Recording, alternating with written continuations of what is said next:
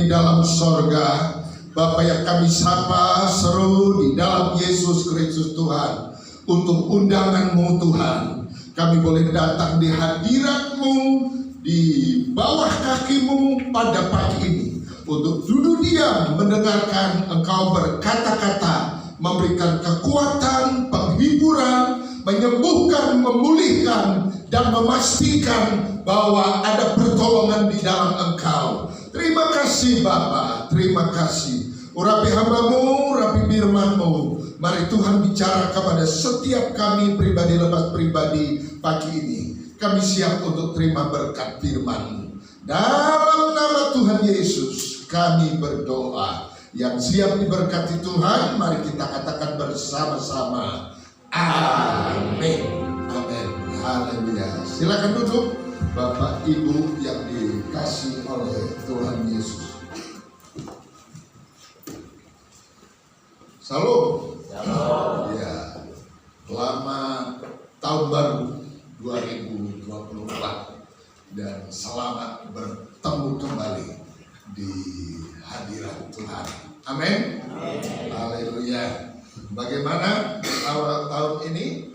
Ya, apakah dalam keadaan semangat atau dalam keadaan saudara berbeban berat seperti pujian tadi? Ya, apapun keadaan kita di awal tahun ini, mari kita datang kepada Tuhan. Amin. Kita tahu dan kita yakin dan kita percaya, walaupun tahun 2024 ini adalah tahun yang masih misteri buat kita. Tahun ini tahun yang panas ya, karena tahun ini orang berkata tahun politik, tahun di mana orang hidup bersaing-saing, khususnya saudara di awal-awal tahun ini sampai nanti pada tanggal 14 Februari itu adalah tahun di mana orang yang sedang bertanding di legislatif, lalu kemudian pemilihan presiden saudara ya akan ditentukan. Nah, oleh sebab itu Bapak Ibu saudara yang dikasih saudara Tuhan ya, kalau saudara tidak jadi caleg, tidak usah ikut panas-panas ya. Nah, nanti kalau ada jagonya yang kalah, tidak usah ngamuk-ngamuk ya. Serahkan kepada Tuhan. Amin. Biar Tuhan munculkan pemimpin-pemimpin terbaik untuk bangsa ini. Nah, hari ini saya mau menyampaikan firman Tuhan di awal tahun ini dengan sebuah judul. Kita baca bersama-sama judulnya. Yuk, 1, 2, 3. Hidup dalam penyertaan Tuhan. Amin. Hidup dalam penyertaan Tuhan. Nah, Bapak Ibu yang dikasihi oleh Tuhan, pada tahun 2005 di Kambinas ya, di kota Brasil, ada sekelompok anak muda yang mau mengadakan pesta.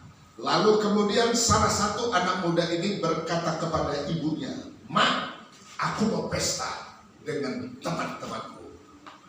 Nah, kemana? Pokoknya kami mau pesta keluar kota. Mamanya berkata, "Nah, kamu kalau mau pergi kemana-mana, minta Tuhan tolong kamu, sertai kamu." "Tapi Mak, mobil kami Mak udah penuh Mak. Dari depan sampai bagian tengah belakang itu udah penuh semua Mak. Nggak ada lagi tempat yang kosong. Jadi nggak ada tempat lagi untuk Yesus. Ya kalau Yesus mau duduk, boleh aja sih ikut kami. Tapi dia hanya di bagian bagasi, tempat kami nyimpan barang." "Udah ya Mak, idola lo," kata mamanya. "Udah Mak, jalan Mak ya, dadah." Lalu mereka melaju saudara dengan kendaraan yang kecepatan tinggi. Lalu beberapa waktu kemudian apa yang terjadi? Ada berita kecelakaan hebat terjadi dan banyak kendaraan-kendaraan yang rusak akibat tabrakan itu. Dan ada satu mobil dikatakan yang seluruh penumpangnya hancur, karena mobil itu dari depan sampai bagian belakang saudara itu dalam keadaan rusak dan semua penumpangnya mati. Tapi ketika polisi melihat di bagian bagasi mobil itu tetap utuh, Ya, ketika dibuka ada satu kotak telur, saudara. Dan telur itu tidak ada satupun yang pecah, semua utuh. Dan ternyata mobil itu adalah mobil yang anak muda tadi dan teman-temannya saudara yang mau mengadakan pesta. Nah, mobil itu rusak, hancur bersama seluruh penumpangnya mati. Tapi yang aneh, yang ajaib, di bagian bagasi saudara, satu kotak telur utuh dan tidak ada satupun yang pecah. Nah, menurut saudara, kira-kira kenapa penumpangnya mati mobil itu? Lalu kenapa telur itu masih tetap utuh di bagian belakang? Yesus. Karena ada Yesus. Karena ada Yesus. Ada Yesus di bagasi. Di bagasi. Lalu di depan, tengah? Tidak ada. Ada. Orang Pontianak bilang ada. Ya. Nah, saudara, Yesus hanya disuruh jaga telur di bagian belakang, jaga barang. Orang yang punya barang merasa tidak perlu dijaga oleh Yesus. Makanya ketika malaikat maut datang, tidak ada yang menghandle, yang mengkaper mereka. Nah, dari cerita ini, ya, saya mengambil kesimpulan penting sekali penyertaan Tuhan di dalam hidup kita. Amin. Amin. Amin. Penting sekali penyertaan Tuhan di dalam hidup kita. Tuhan menyertai kita, menjaga tubuh, jiwa, roh kita. Tuhan menjaga usaha kita, Tuhan menjaga keluarga kita, Tuhan menjaga setiap rencana-rencana kita, bahkan putra-putri kita, saudara. Ini penting sekali. Nah, saya mau ajak kita baca satu ayat di dalam Matius pasal 28 ayat 20b, ya.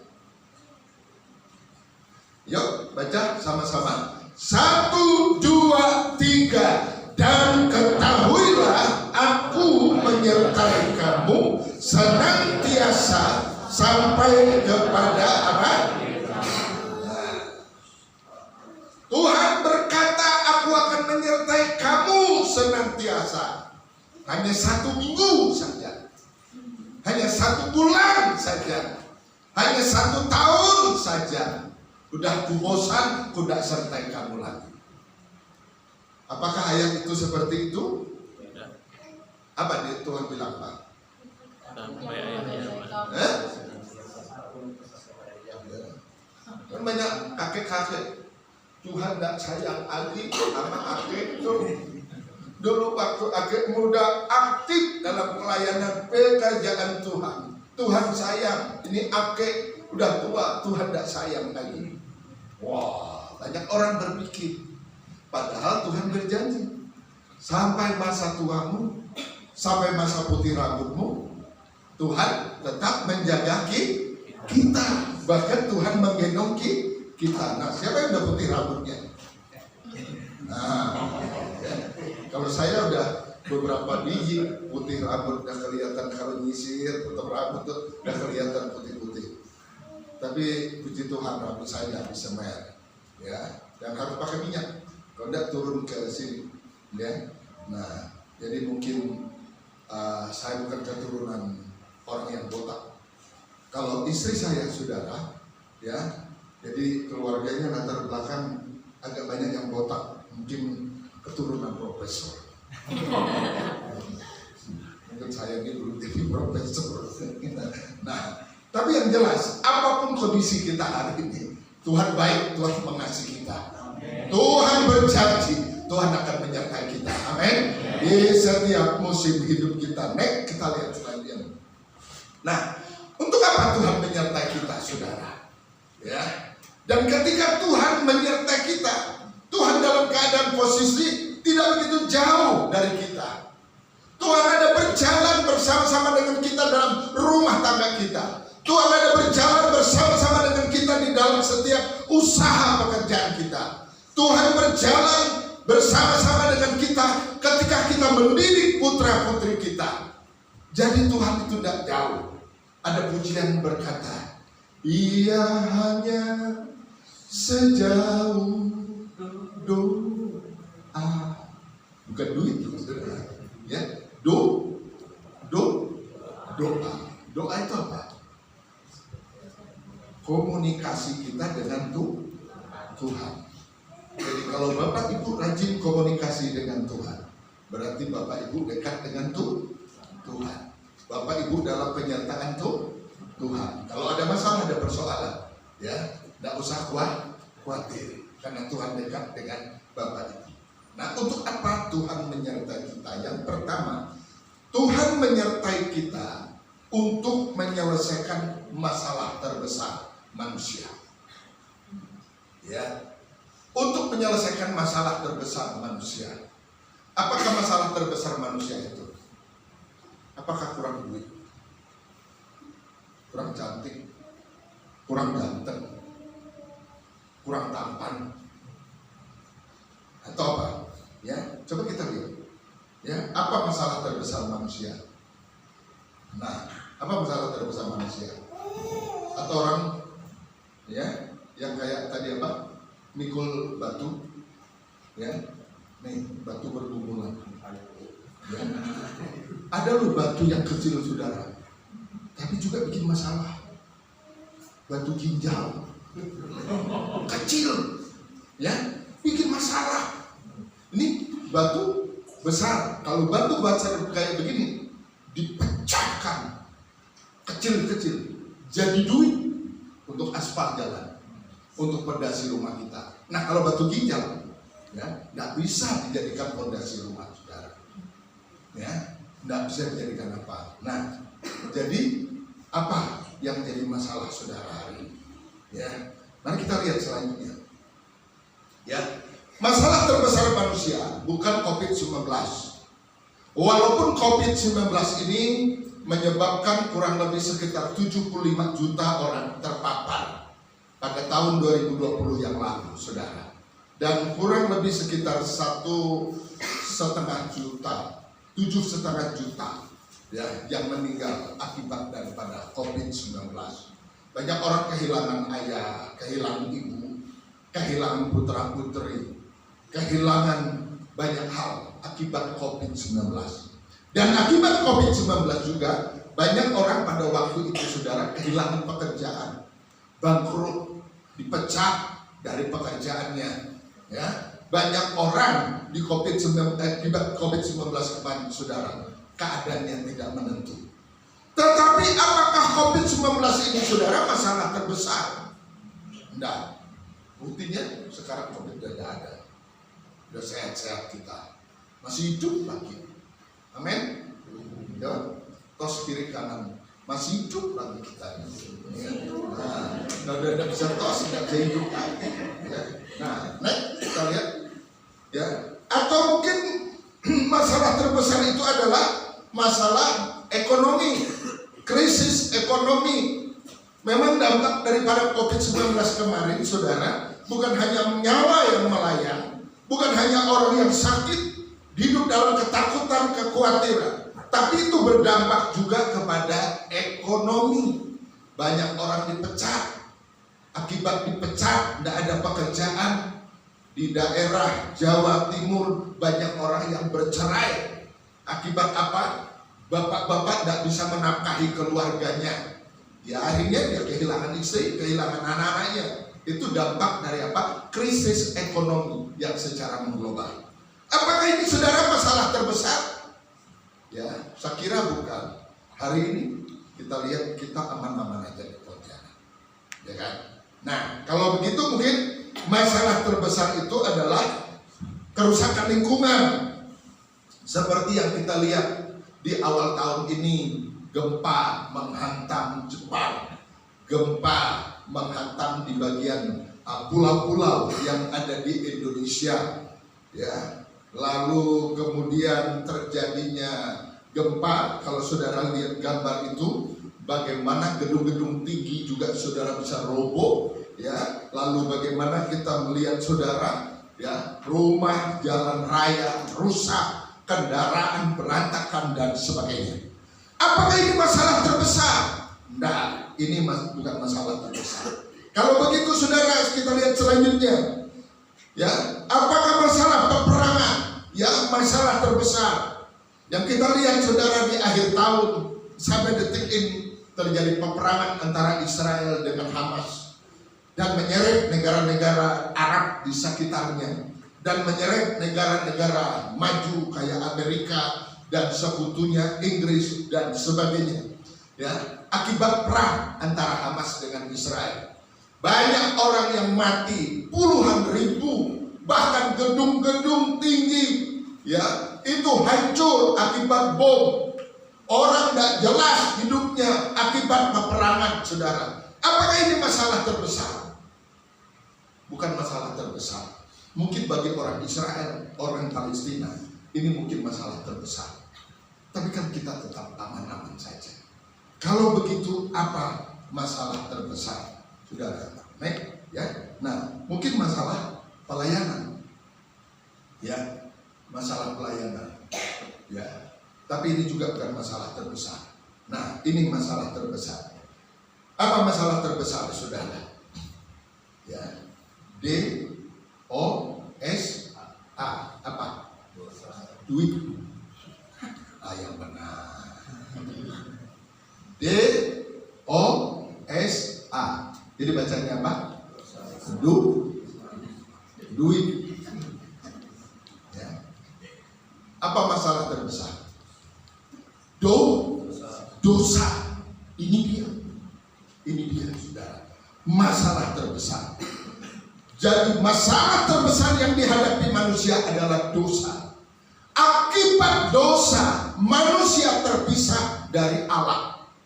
Akibat dosa manusia mengalami maut, yaitu kematian kekal di neraka, disiksa di api yang tidak ada batasnya. Nek kita lihat, ya.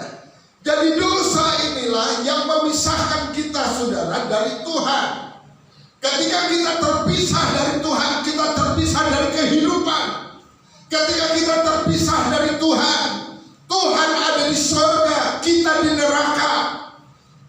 Nah, ini masalah terbesar, saudara. Coba kita lihat. Nah, neraka atau penghukuman kekal itu yang membuat Yesus akhirnya turun dari surga, datang ke dalam dunia ini menjadi manusia.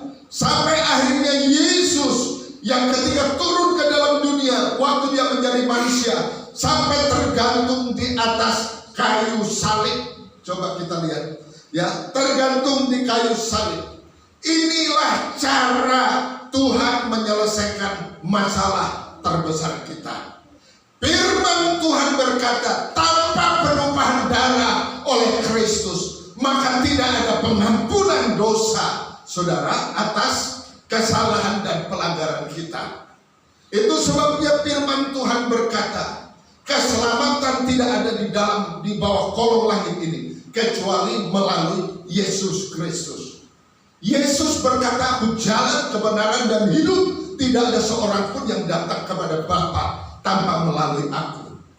Jadi kalau Bapak, Ibu, Saudara dan saya tanpa menerima berkat pengampunan Tuhan, korban Tuhan di Kalvari, kita tidak akan masuk surga. Kita akan ada di neraka. Itu sebabnya, saudara, Tuhan datang ke dalam dunia ini untuk menyelesaikan masalah terbesar kita. Waktu Tuhan datang ke dalam dunia ini, saudara lihat, saudara, dia korbankan hidupnya. Dia rela yang penuh kemuliaan itu menjadi manusia, tinggal di tengah-tengah kita. Dia bersedia, saudara, lahir di sebuah kandang yang hina. Dia rela, saudara, hidup di dalam kemiskinan, kemelaratan, akibat kasihnya yang besar kepada saudara dan saya. Kenapa? Karena Tuhan tidak ingin akibat dosa yang kita lakukan, saudara, turunan dari nenek moyang kita berada di dalam kematian yang kekal. Dan di neraka itu, saudara, tidak enak. Neraka itu diciptakan Tuhan bukan untuk manusia. Tapi neraka itu diciptakan Tuhan untuk setan dan pengikut-pengikutnya. Karena separuh dari malaikat Tuhan itu berontak melawan Allah yang dipimpin oleh Lucifer. Makanya Allah mengutuk malaikat itu kemudian jadi setan. Dan pada akhirnya Allah sudah menetapkan, saudara, sebuah tempat penghukuman buat setan-setan itu, yaitu di neraka. Tapi karena manusia nurut apa yang diomong oleh setan, taat kepada setan, daripada mematuhi Allah, yaitu Adam dan Hawa, akibatnya Adam dan Hawa dan keturunannya harus ikut masuk neraka, tempat yang seharusnya untuk setan. Nah, itu sebabnya saudara, karena kasih Tuhan kepada saudara, Tuhan tidak mau saudara masuk neraka. Yesus datang ke dalam dunia ini, Tuhan sendiri datang ke dalam dunia ini. Dia rela mati untuk kita. Supaya apa? Kita yang percaya kepada Dia beroleh hidup yang kekal, tidak dibinasakan di api neraka, tapi diselamatkan oleh Tuhan. Kalau saja saudara, untuk keselamatan kita, Tuhan rela mati untuk kita. Bagaimana dengan saudara ketika melihat suamimu belum datang ke gereja, melihat istrimu belum datang ke gereja, melihat anggota keluargamu belum percaya kepada Tuhan? Saudara tahu, mereka ada dalam masalah terbesar. Kalau saudara tidak beritakan Yesus kepada mereka, sampai mereka tidak terima Yesus sebagai Tuhan dan Juru Selamat, mereka akan ada di dalam kematian yang kekal, yaitu di lautan api neraka. Oleh karena itu, kalau Tuhan menganggap penting keselamatan kita ini, sampai Dia rela mengorbankan nyawanya, hidupnya, menumpahkan darahnya, Dia rela dipermalu, Dia rela disalib, sekujur tubuhnya rela diluka. Bagaimana dengan saudara? Apakah saudara mau berkorban, bersaksi buat teman-teman kita? Walaupun untuk kesaksian kita, saudara, kadang-kadang ada banyak tantangan. Seperti kehadiran saudara di gereja Tuhan di tempat ini. Banyak orang yang tidak menghendaki gereja ada di tempat ini. Ini salah satu bentuk harga yang harus kita bayar. Amin. Kita tahu kita di tempat ini saudara, karena kita tahu ketika kita percaya Tuhan, Tuhan menyelamatkan kita. Tuhan menyiapkan hidup kekal surga untuk kita. Tapi tanpa orang desa Kapur ini diselamatkan oleh Tuhan, mereka ada di dalam kebinasaan. Nah, oleh sebab itu saudara yang ada di tempat ini, mari belajar setia. Amin. Karena kita tahu saudara, lewat kedatangan Tuhan, lewat Yesus mau mati buat kita, maka ini jawaban buat masalah terbesar yang dihadapi oleh manusia. Maka lewat kematian Kristus ini saudara, kita dapat diselamatkan. Ya, inilah saudara, ya, berkat, ya, penyertaan Tuhan atas kita yang pertama, menyelesaikan masalah terbesar kita. Kalau Tuhan selesaikan masalah terbesar kita, masalah yang kecil-kecil Tuhan tidak mampu. Ya, cuma sakit, kurang duit, kurang ganteng, kurang cantik, kurang apa lagi? Kurang-kurang. Ya. Satu tidak bisa tolong. Ya. Nah, ya. Kasih salam dulu kiri kanan. Ya, yang kecil-kecil pasti Tuhan tolong, yang besarnya udah Tuhan selesai. Ya. Amin. Amin. Nah, yang kedua, untuk apa Tuhan menyertai kita?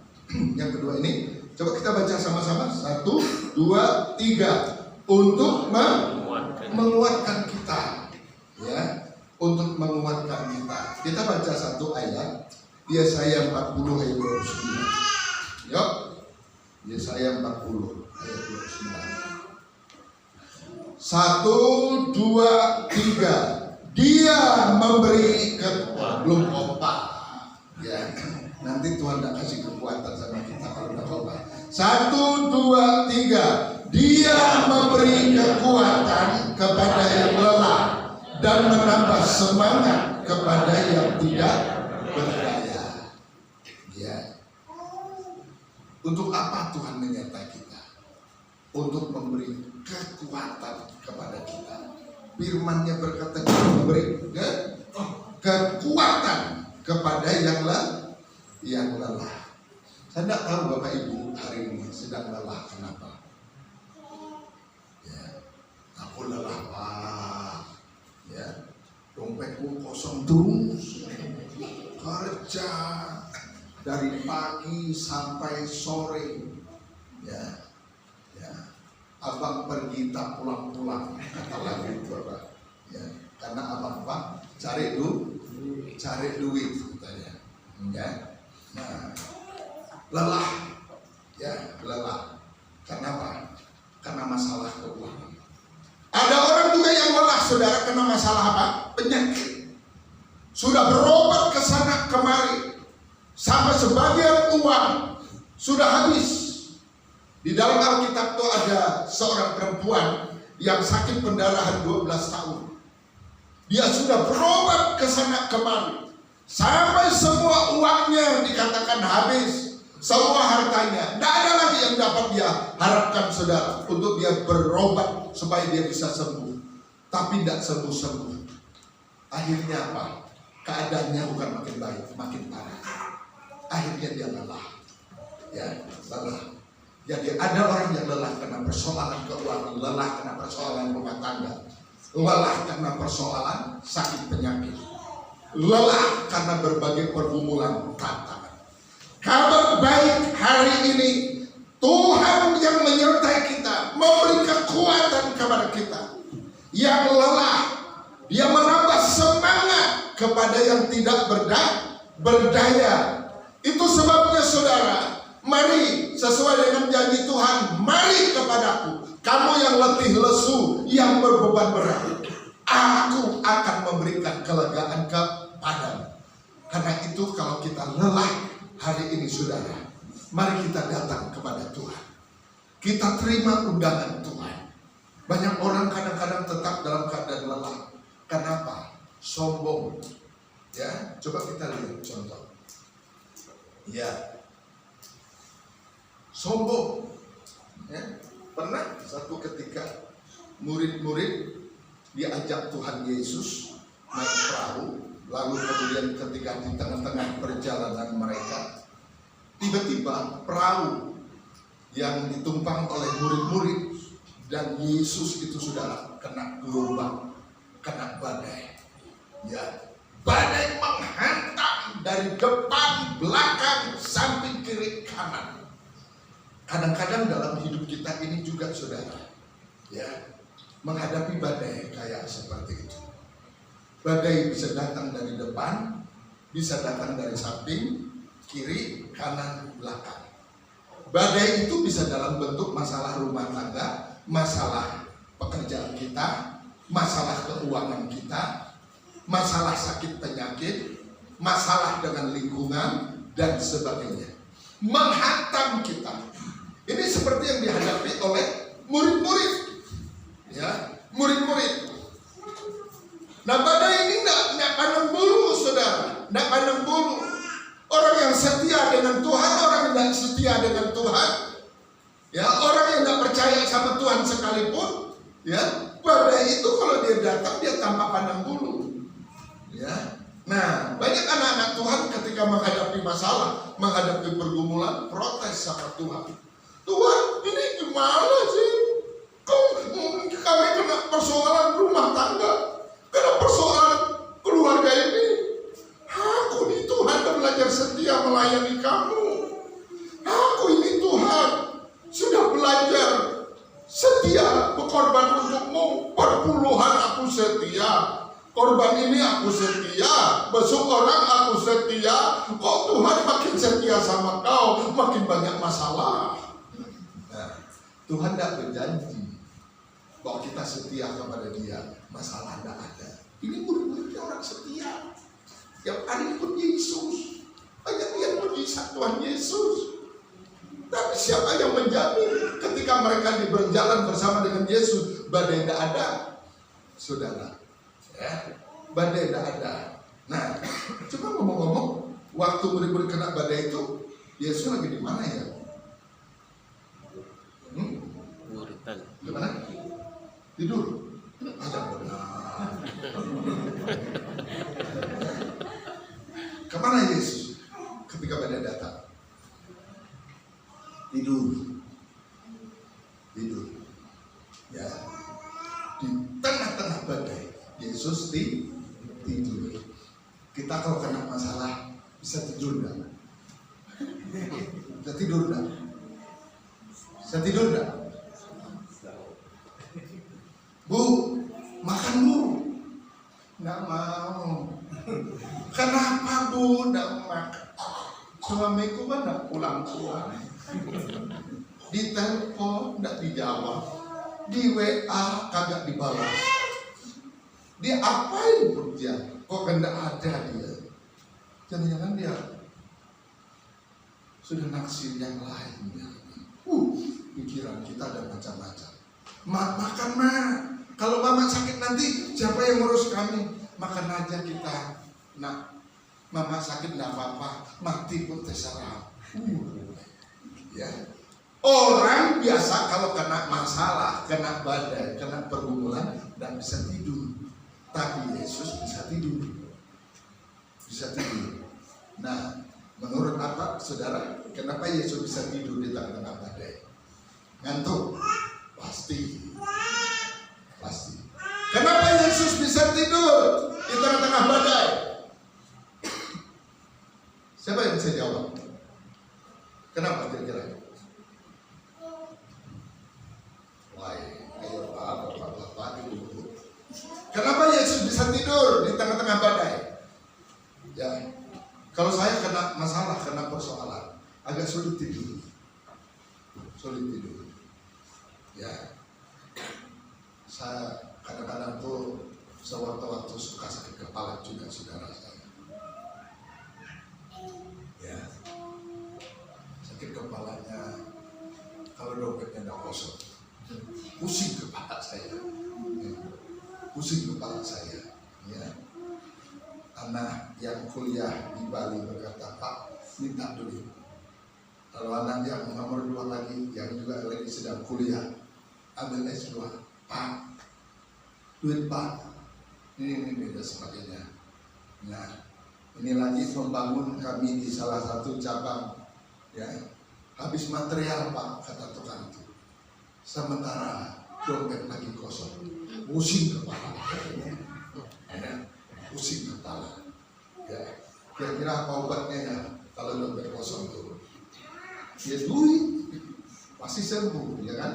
Nah, ya saya tidak tahu Bapak Ibu. Nah, Yesus bisa tidur di tengah-tengah badai. Kenapa? Karena Yesus dekat dengan Bapaknya. Dia berkata, aku dan Bapa adalah satu. Apa yang kulakukan, apa yang kuucapkan kepada kamu bukan berasal daripada aku, berasal dari Bapa. Jadi Yesus dekat dengan Bapaknya. Yesus tahu seberapa hebat Bapaknya menjaga, melindungi, memelihara dia. Dan dia tahu badai akan mampu menenggelamkan dia. Itu sebabnya di tengah badai dia tetap tidur. Kalau saudara dekat dengan Tuhan, intim dengan Tuhan, Tuhan yang besar, Tuhan yang dahsyat, Tuhan yang luar biasa, kita akan tetap tenang. Pemazmur berkata, hanya dekat Allah saja aku tenang. Daripadanya lah keselamatan. 2024 ini, apa yang bisa menjamin Bapak Ibu tetap tenang, Bapak Ibu tetap optimis, Bapak Ibu tetap semangat di dalam mengurus rumah tangga, pekerjaan, ya, di dalam mengurus apapun yang Tuhan percayakan kepada kita di 2024 ini? Apa yang menjadi jaminan untuk kita kuat? Hanya satu hal, ketika kita dekat dengan Tuhan. Karena dia, ketika kita dekat dengan dia, maka dia memberi kekuatan kepada kita. Murid-murid coba mengatasi badai itu, tetapi ketika mereka coba mengatasi badai itu, semakin mereka berusaha, semakin mereka letih, semakin mereka lelah. Dan sampai satu titik di mana murid-murid tidak kuat lagi, mereka baru ingat, ngomong satu dengan yang lain, kan ada guru tadi, di mana dia? Mereka cari ke depan, tidak ada. Cari ke tengah, tidak ada. Cari ke belakang. Apa yang terjadi?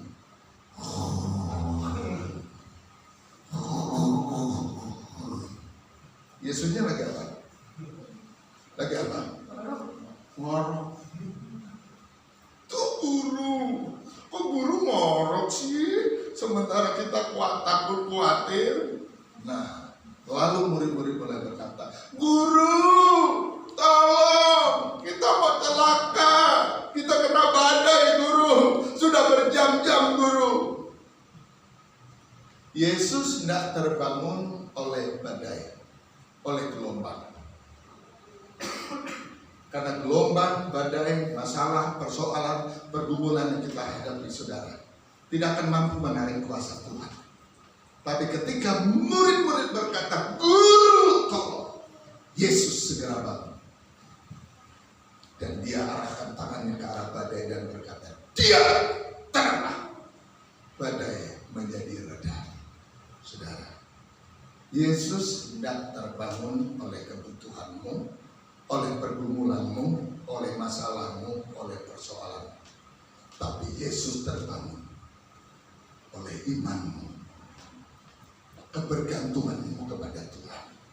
Oleh sebab itu 2024 ini, mari kita bangun keintiman kita dengan Tuhan. Bangun hubungan kita dengan Tuhan. Saudara boleh kerja keras, saudara boleh lakukan banyak hal, tapi jangan lupa hubunganmu dengan Tuhan dijaga, dipelihara. Karena hidup ini banyak tantangan, hidup ini banyak peperangan, hidup ini banyak persoalan. Kalau saudara jauh daripada Tuhan, saudara akan diombang-ambing, dihantam oleh badai, ke kiri ke kanan. Ketakutan, kekhawatiran, kecemasan akan terjadi pada saudara. Tapi ketika saudara dekat dengan Tuhan, waktu badai datang, saudara bisa meredakannya bersama dengan Tuhan. Amin. Dan kita lihat, saudara, badai, masalah, persoalan, pergumulan, saudara, ya, tidak ada apa-apanya dibandingkan dengan kedahsyatan, kehebatan daripada kuasa Tuhan. Amin. Amin. Amin. Amin. Ya. Terus yang kedua, yang ketiga. Amin. Terus. Ya, terus. Nah, untuk apa Tuhan menyertai kita? Yang ketiga ini untuk apa? Membuka jalan. Ya, membuka jalan. Kita baca satu ayat di dalam Ulangan 31 ayat 8. Nampak? Yuk baca sama-sama ya. Ulangan 31 ayat 8. 1, 2, 3. Sebab Tuhan, Dia sendiri akan berjalan di depanmu. Dia sendiri akan menyertai engkau. Dia tidak akan membiarkan engkau dan tidak akan meninggalkan engkau. Janganlah takut dan janganlah apa? Patah hati. Ya. Jadi yang ketiga ini untuk apa Tuhan menyertai kita? Yaitu untuk membuka jalan. Ya, bagi kita, menjadi jalan bagi kita. Ada satu pujian yang dikarang oleh seorang hamba Tuhan bernama Don Mun, ya, tukang penyanyi Indonesia. Dia berkata begini, Dia buka jalan saat tiada jalan, dengan caranya yang ajaib dibukanya jalanku. Terus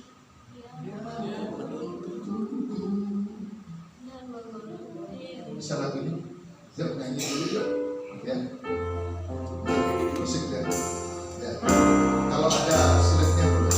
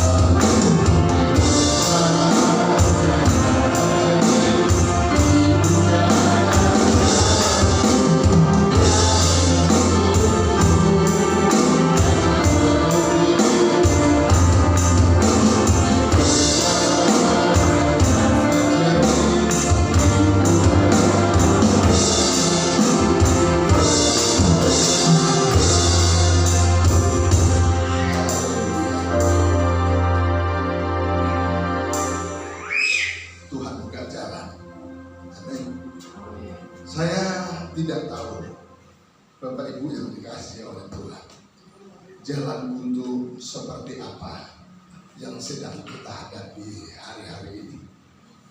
Ya, apakah jalan buntu dalam pergumulan kita menyekolahkan putra-putri kita? Apakah jalan buntu yang kita hadapi saudara untuk kita memulai pekerjaan Tuhan di tempat ini, sehingga banyak hambatan, halangan di depan, di belakang, ya? Atau mungkin jalan buntu saudara yang kita hadapi saudara di dalam usaha pekerjaan kita. Kayaknya kita kerja ini, kerja itu, kayak mentok begitu, nggak pasti, ya? Sehingga kerjaan kita tuh kerjaan yang serabut dan sebagainya. Tidak ada kepastian. Nah, apakah saudara ada di dalam posisi seperti itu? Firman Tuhan hari ini, Tuhan berjanji Dia menyertai kita. Dia sendiri berjalan di depanmu. Dia sendiri akan menyertai engkau. Dia tidak akan membiarkan engkau dan tidak akan meninggalkan engkau. Karena itu janganlah takut, janganlah patah hati. Amin. Coba dihafal firman Tuhan ini, biar kita bawa terus dalam doa tiap hari sehingga jadi rema. Ya, apapun pergumulan kita, apapun jalan buntu yang kita hadapi di 2024 ini, kalau Tuhan jalan di depan kita, pasti Dia akan tolong. Amin. Coba kita lihat contoh saudara.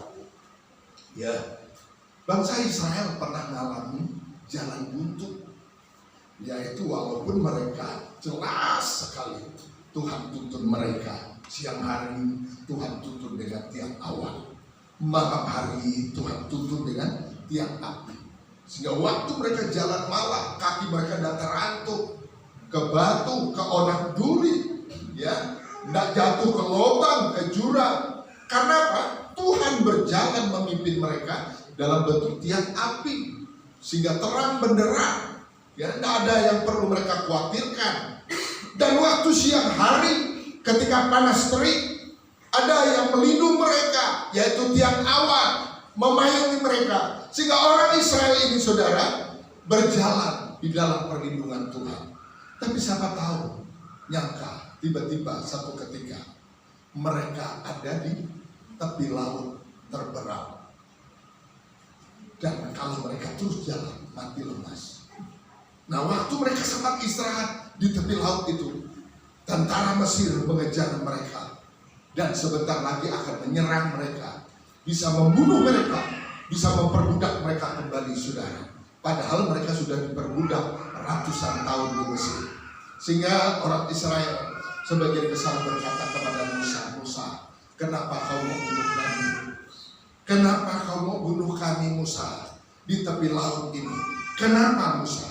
Nah, dalam keadaan keadaan bangsa Israel menghadapi jalan buntu, Musa datang kepada Tuhan dan Tuhan berkata kepada Musa, Musa, apa yang ada di tanganmu?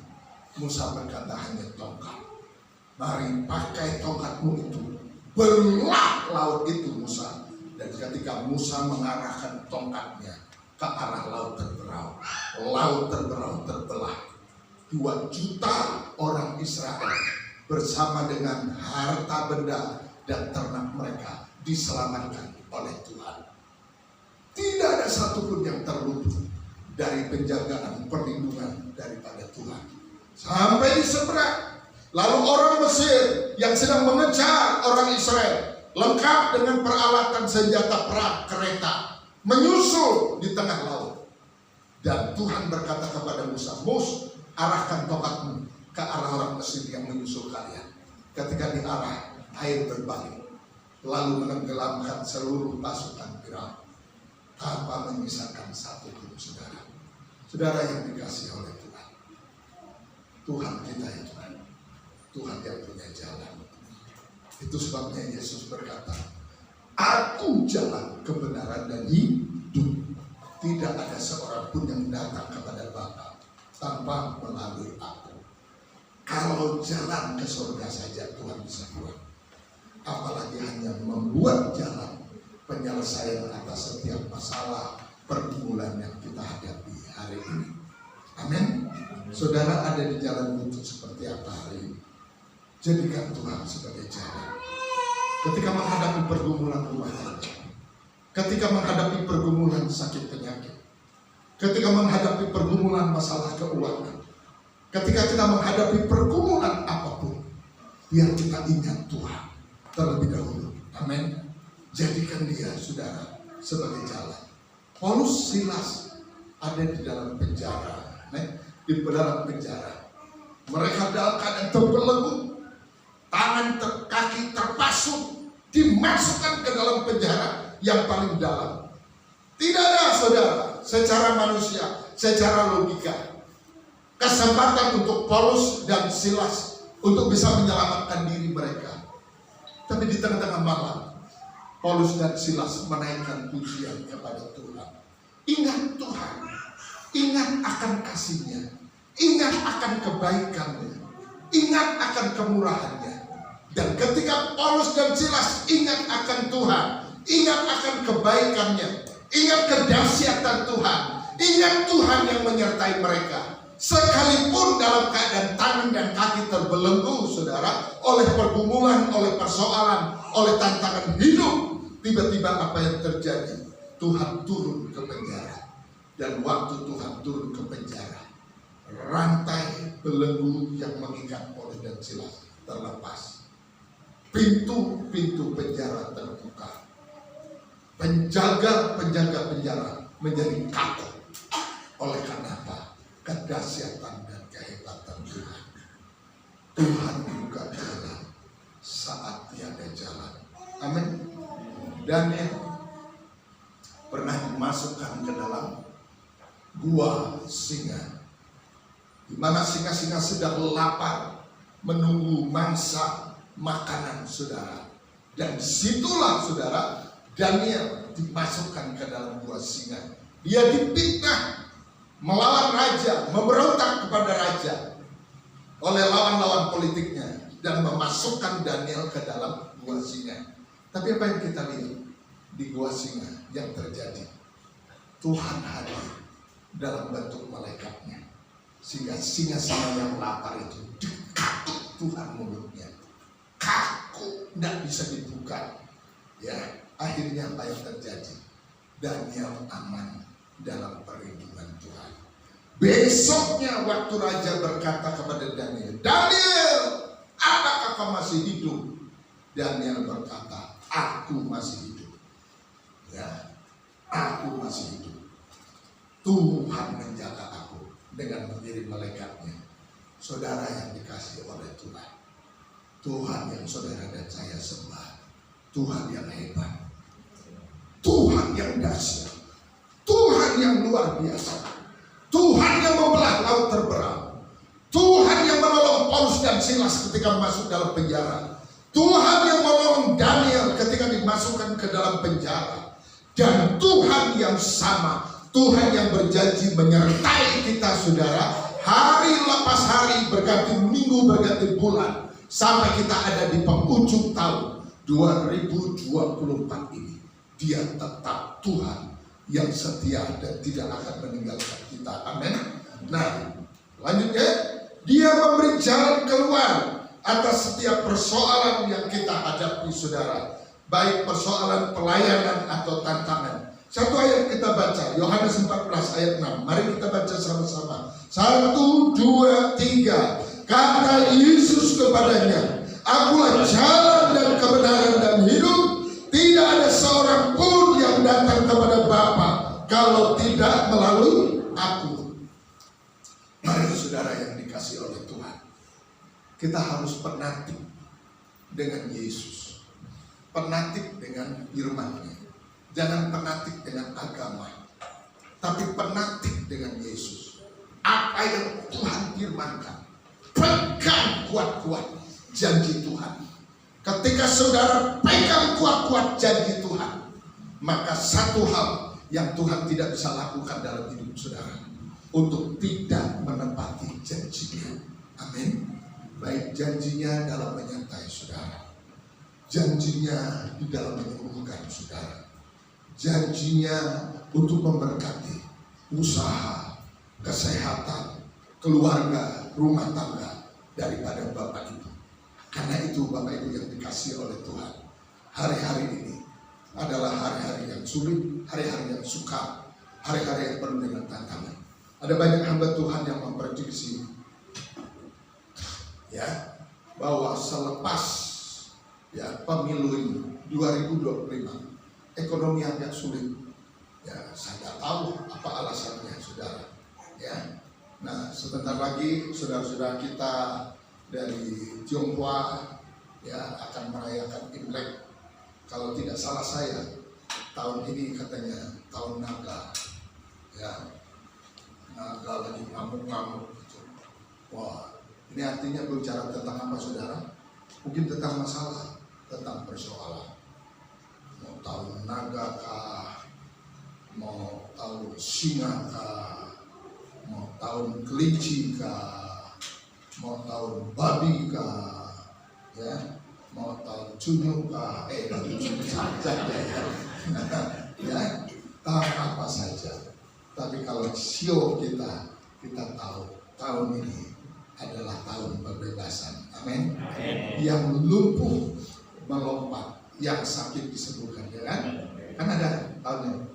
Ini tahun pembebasan, ini tahun pembebasan, semua tawanan dilepaskan.